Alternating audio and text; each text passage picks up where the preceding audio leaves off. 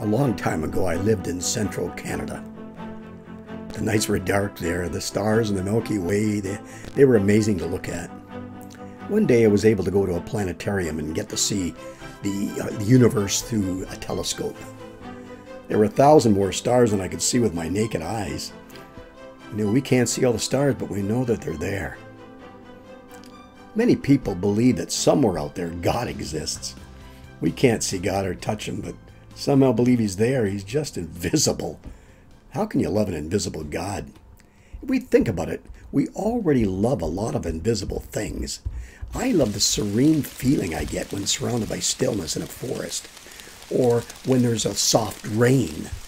I can't touch the stillness or identify what my eyes see that make it seem like stillness to me, but I know I love it. I love the innocence of my granddaughter as well. She's far away from me right now. I can't see her or touch her or hear her voice. I can't see or touch innocence either, but I know it is real, and I love it in her. Now, we all have those things we love that are invisible.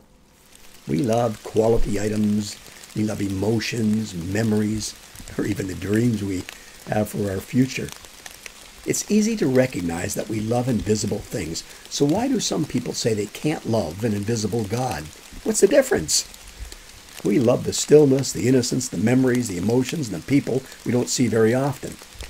Perhaps we love all these things because we have a sense of their presence in our life. Perhaps people find it hard to love an invisible God because we don't sense his presence in our life. He's just existing somewhere out there. Can you see how it's possible to believe God exists, but not have a relationship with God? Not have him present in your life? Does this make you feel uncomfortable? I hope not. You see, what we're made of like these atoms and molecules. All those things, the stillness, the innocence, the memories, all those things are associated with our perceived reality in a surrounding of matter and energy around us. The stillness has trees, the innocence has a girl, the memories have a person or some material object associated with it.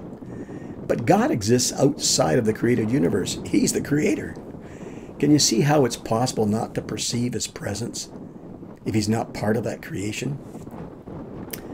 Now, if you've ever spent time scuba diving like I have, you can understand how cut off you feel from normal reality when you're doing that.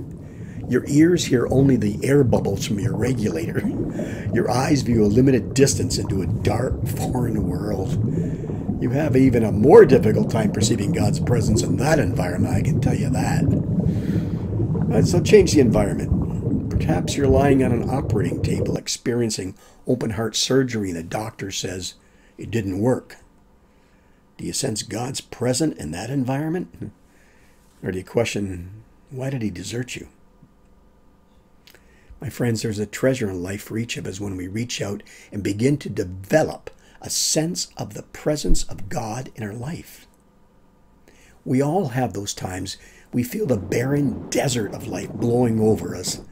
It's in that moment when we decide if this desert will define our life, or we will walk in this desert reflecting in our mind the many times we prayed. And somehow the money showed up, the pain went away, a sense of peace came over us. And I know we may have chalked it up at that time as a coincidence, but in our hearts we knew it was something more. So rather than simply waiting for those moments to develop into memories of God's presence, I think God wants us to seek his face even now. You know, it's another way of saying to seek his presence. He's always present with us. The Bible tells us just to wake up, to recognize he is present. When you start to see his presence, when you start to really develop and understand he's there, you'll sense it on the operating table. You'll sense it in the desert of shame from sexual abuse. You'll recognize it, the presence, in the stillness of the forest or the vast expanse of the universe. And you're going to begin a journey where his presence becomes your go-to place for rest, for guidance, for safety and love. When you finally see how deep, how high, how wide his love is for you, it will become an overwhelming tide of love that you feel for him, for the invisible God. May you feel his loving presence with you now and for all our weeks to follow. He loves his creation. He loves you. So seek his face, and his presence will envelop you in his mercy and grace. My friends, I'm just so glad you're here with me this week. I hope I haven't offended you in any way. See you next week. Bye for now.